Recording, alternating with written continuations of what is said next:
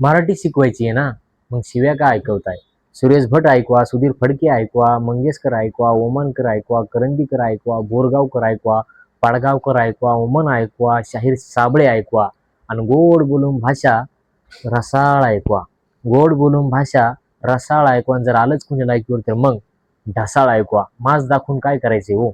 माज दाखवून काय करायचे हो? तेंडुलकरांची, पुलांची, शिरवाडकरांची नाटक दाखवा.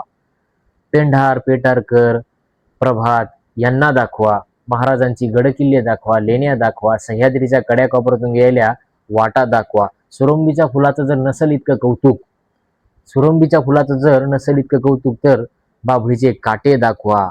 मार खायला नको, मोदक खायला घेऊन जा. मार खायला नको, मोदक खायला घेऊन जा.